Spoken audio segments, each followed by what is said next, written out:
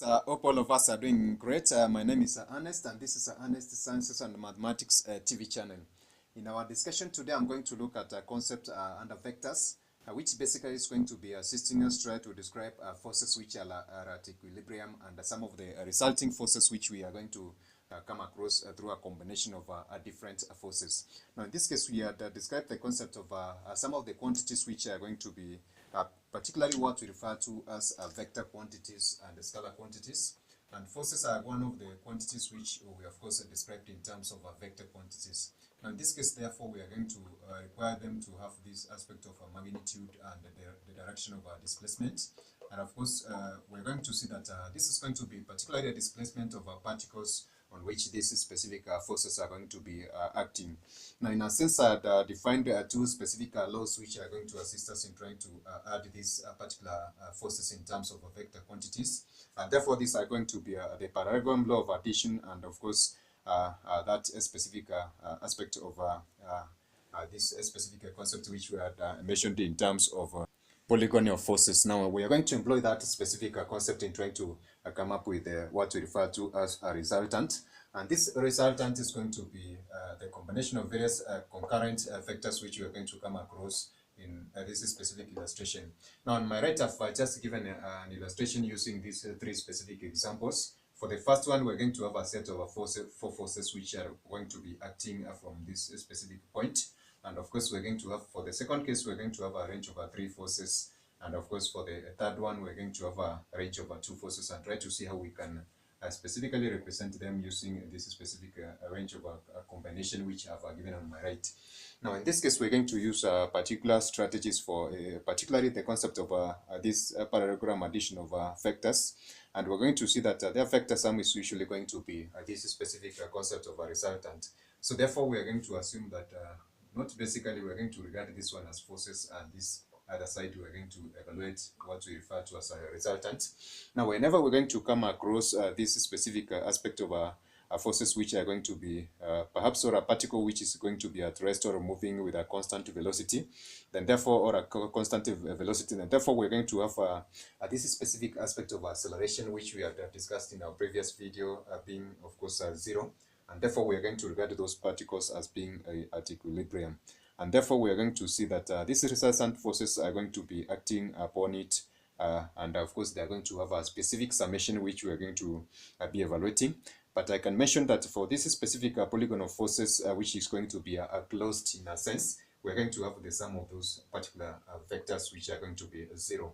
Now, I mentioned the concept of conservative forces in our previous discussion. We're going to see how this specific idea is going to be culminating in some basic, of course, laws which we are going just to regard to refer to at particularly the end of this specific video or another discussions which are going to be subsequent ones. So in this case, we're going to look at the first figure, and that is going to be a combination of four forces which we have given for F1, F2, F3, and F4.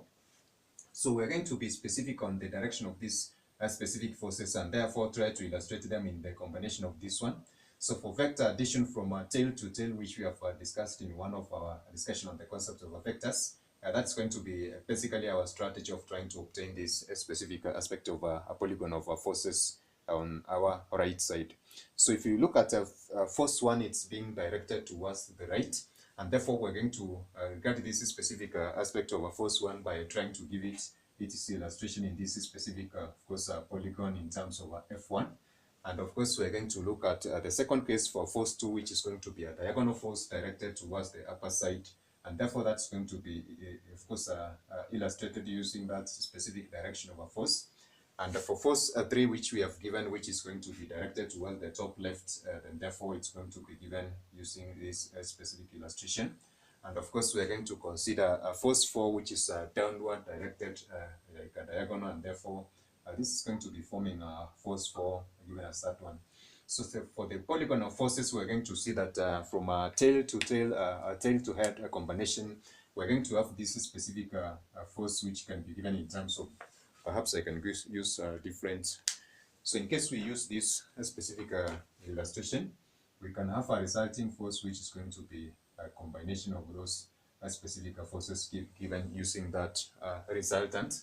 And in this case, we're going to have this resultant given in terms of R given as such. So therefore, that's going to form what we call a polygon of forces. And it's one of the convenient ways in which we are going to consider these concurrent forces by adding them in a convenient way that's going to be giving us this aspect of a resultant force. So therefore, for us to consider this facet that if these specific forces which are going to be adding and their result is going to be a zero, and therefore we're going to regard this specific system to be in equilibrium. So we're going to use the same strategy for us in adding the second type of forces, which is a concept or aspect number B. That is going to assist us try to give the resulting forces for those specific three types of forces that I've just given on the board.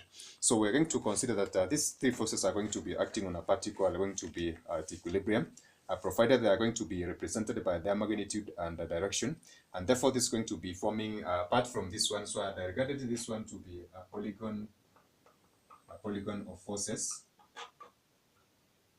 So this is going to be a three-sided figure that is going to be resulting, and therefore we are going to regard it to as a triangle of forces, which is basically the vector addition of the three forces which are just being given using this specific illustration.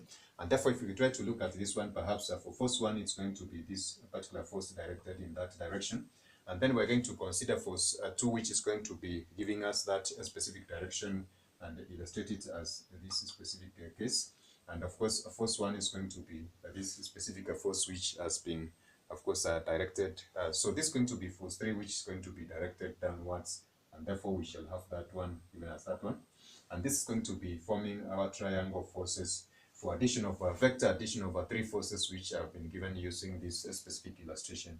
Now, for the last case for C, we are going to see that this is going to be a combination of oppositely directed forces which have been given as a negative F and F.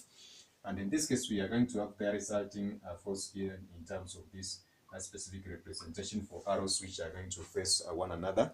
And as we said, for forces which are equal in magnitude and oppositely directed, the resultant is going to be 0, and therefore we're going to regard that one as well to be something that is going to be given as being at equilibrium. So in this case, we're going to see this one as one of the strategies of trying to represent those specific forces. And of course, we're going to see that apart from that, we are going to have other ways in which we can represent forces, especially which are parallel. And I'm going to consider a range of figures which are going to assist us perhaps in trying to compute this range of forces which are going to be given as parallel. So suppose we consider the figures which I'm just going to give on the board. And these are going to be figures given as such. Just going to do a quick so suppose we have a figure A, B, C, and D, and we're going to consider this one as forces which are going to be applied on an object, and we'll try to evaluate their resultant. So we're going also to have a set of figures for the resultant being given as such for options A, B, C, and D. And we're going to have a resultant of A, B, C, and D given as such. So suppose the first case, we're going to have two types of forces acting in the same direction given in terms of 3 newtons, magnitude of 3 newtons and 2 newtons given as that one. So the resultant force which is going to be achieved from this one is going to be a force of magnitude 5 newtons, which is a sum of the two acting in that specific direction. And this is going to be the case for all the parallel forces which we are going to consider.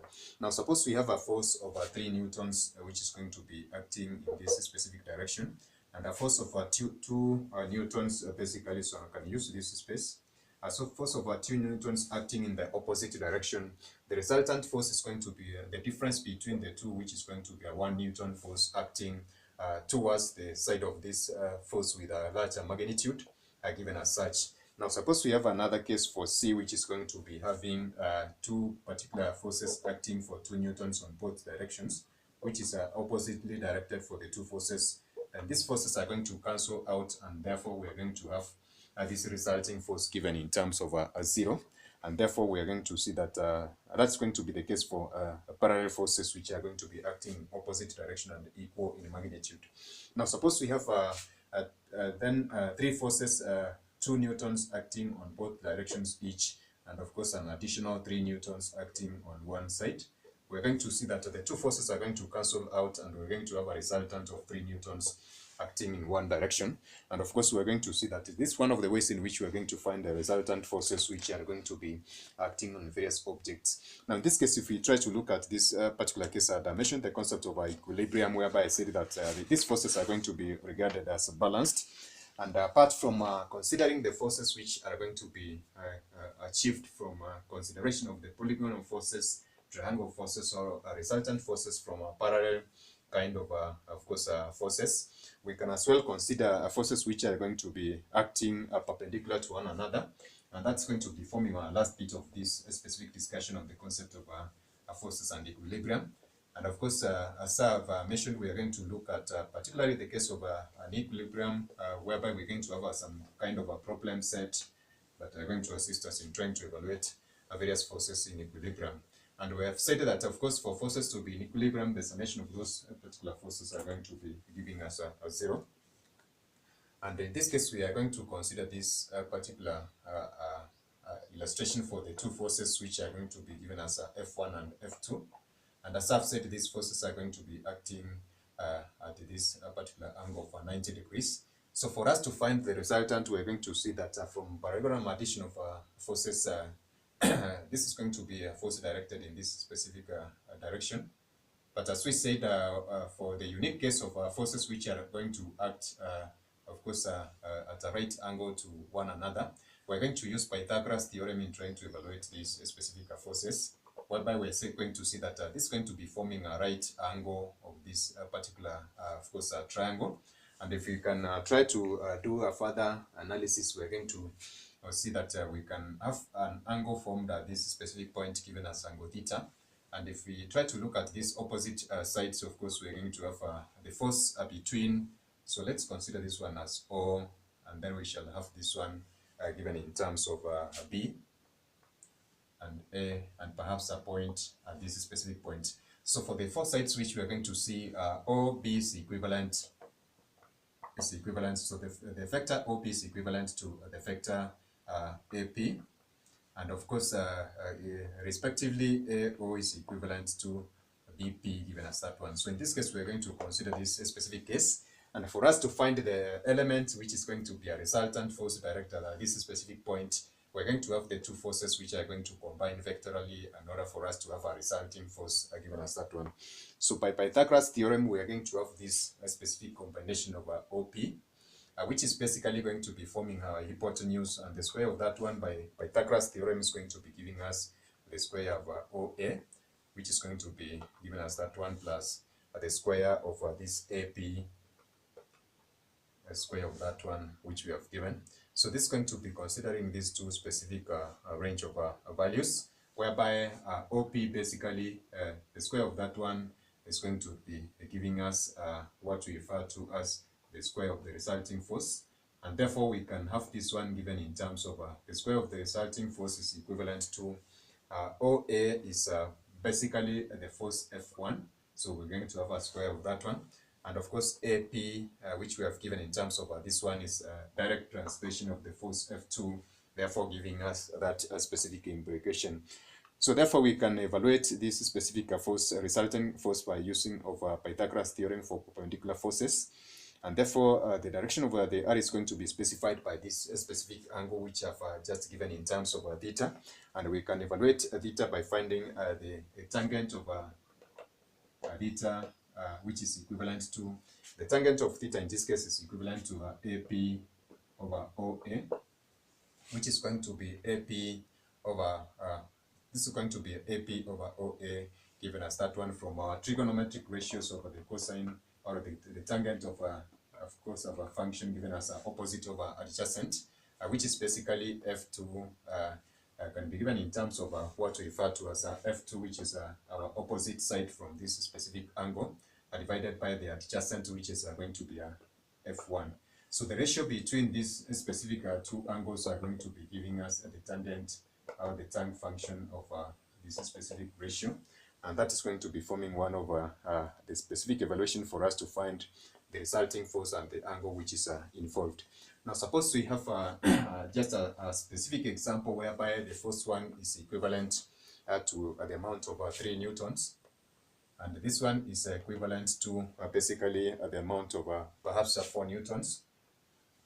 We can evaluate this OP or the resultant force in this case for our example by having this as a square of 3 newtons plus a square of 4 nutons.